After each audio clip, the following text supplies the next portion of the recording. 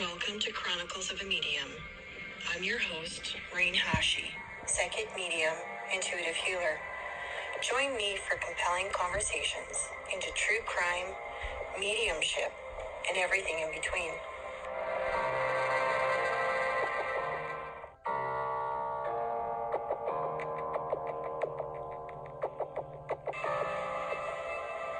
Oftentimes, I get messages well before an investigation, and at times it can leave me feeling very unsettled. On this particular case, all I knew is that our team would be going back to LA soon. Nothing else was mentioned.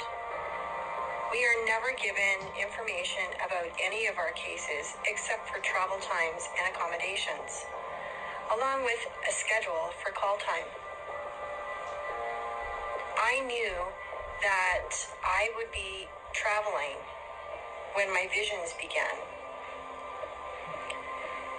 The house had an eerie silence, like at any moment something was going to jump out of the darkness and make its presence known to me. Brushing it off and turning out the lights, I settled back into bed because I'm not going to be bullied. It didn't take long before I fell asleep and a vision started. There I was, standing outside the oddest house with what looked like a balcony of sacrifice. Below, large tropical plants that you knew lurked the biggest spiders. Suddenly, I'm standing in the back alley and moving through the house to a secret door. I pass through the secret door as I hear screams of a woman, now showing me she works for a monster who has done unspeakable things to her and to many others. I am pulled back up the stairs through the secret hallway and into his office, where he sits on his desk in the study. He sits on the edge, his appearance deceiving. His handsome good looks cannot hide the monster within. Dr. Jekyll and Mr. Hyde, a man of many faces and personalities. I must warn you, the following has frightening content. Do not listen if you are sensitive to true crime investigations. I watched his arrogance fill the room as his energy tried to consume me, unwavering in my distrust for this strange man who seemed to be dark and evil.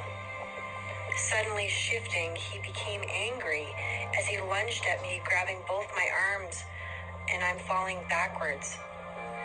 The feeling of endlessly falling without control, and I struggled to free myself, not only from his grasp, but from whatever vision this was.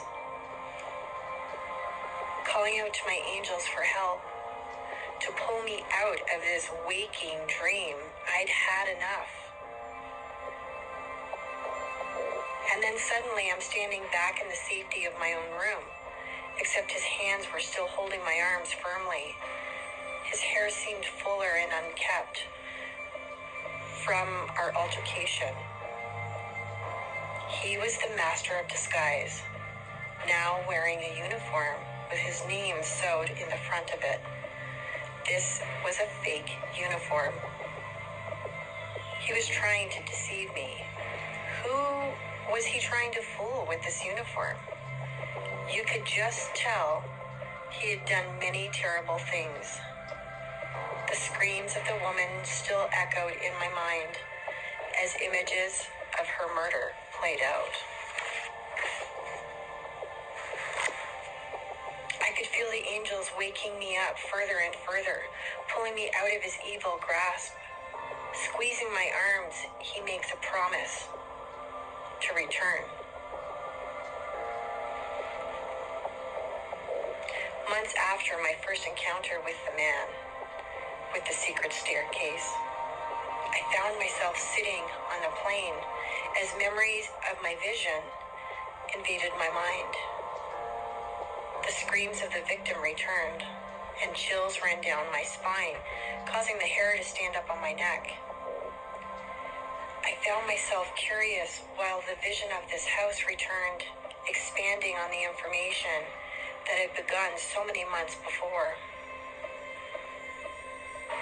A victim whispers in my ear, "Remember me." I looked around to see if the woman beside me was disturbed by the energy of the insistent murder victim who was trying to communicate with me on a plane of all places. It was clear to me she was uninterested, but the victim whispering in my ear had to be related to the investigation. I was about to experience something I'd never really known before or signed up for.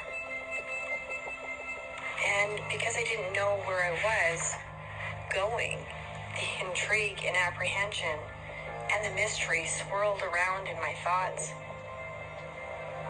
The woman next to me, leaning as far away from me as she could possibly be in our confined space, made me smile knowingly, and I don't mind creeping people out.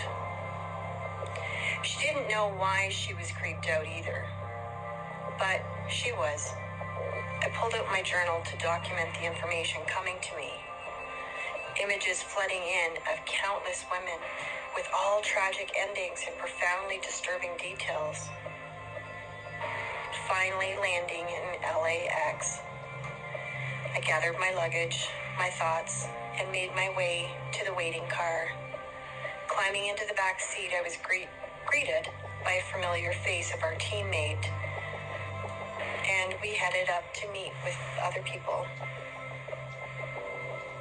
Now, filled with excitement and growing apprehension, I closed off the victims' voices, who were still calling for my attention. At the same moment, I catch the watchful eyes of our driver, while the radio catches the energy waves of the victims I was trying to ignore. Never knowing the car cameras are on, he hits record and he laughs, and so it begins. I love picking up you mediums. Nothing could prepare me for what we were about to walk into. What are the chances a cold case murder investigation could have anything to do that would cause concern for a medium? I walked into this project thinking it would be a simple ghost hunt, and that it was throughout the many years of giving readings, the deceased came through and told their stories. And I moved on to the next one. But boy, was I wrong. This was not the same. Settling in after my flight for a rest before the big whirlwind of the next 72 hours of filming in the portals of hell. As a natural-born medium, I thought I'd seen it all. There I was, little left to experience, given my background so far, or so I thought. The next day, shortly after 5 a.m., I recall being excited to be a part of my team, and couldn't wait to see where we would be investigating this time. We never knew where it was going to go, and to keep things authentic, I was blindfolded in the back of the Lexus. Good thing I trust my people.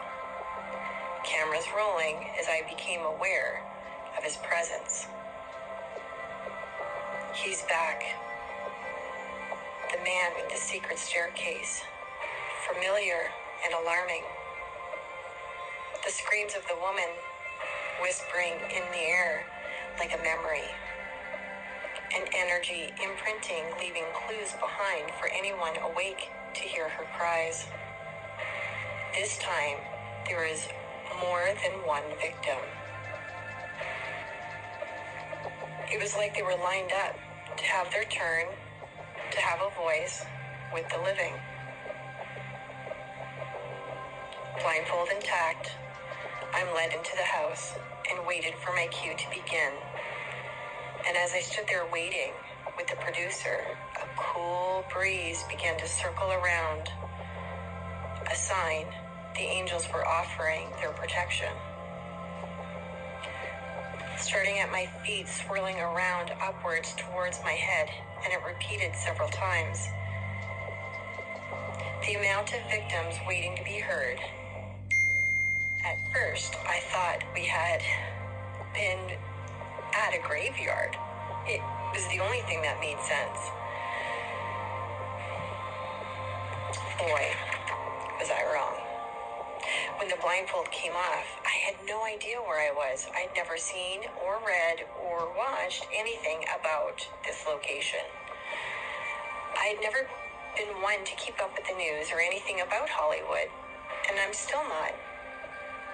I scanned the room, and at first glance was surprised at my surroundings.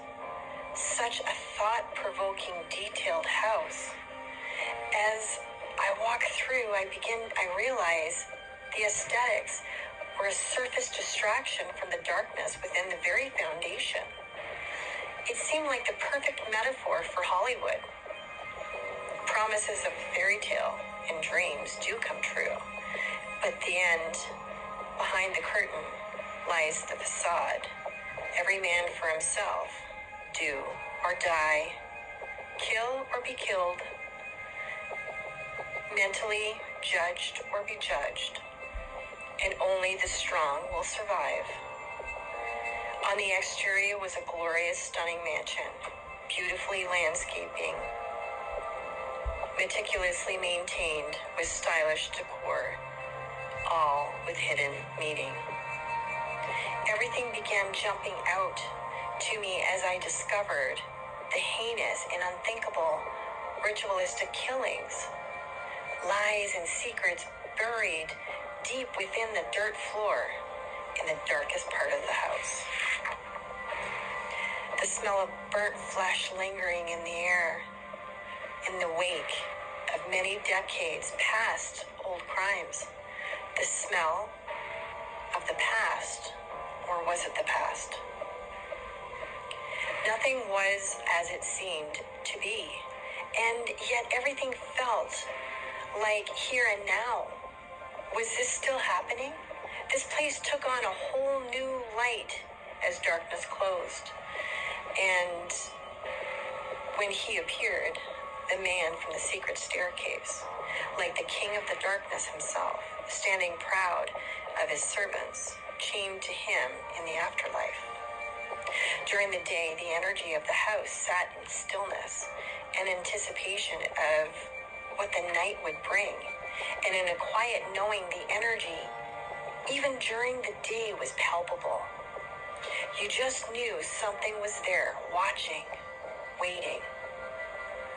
The house held many secrets deep within the depths of the foundation, echoes of power and control, a human experiment, if you will. I sat watching the transition of not only the house, but our team.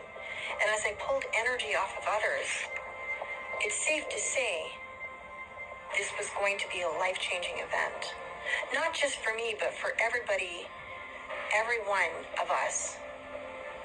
This is an understatement.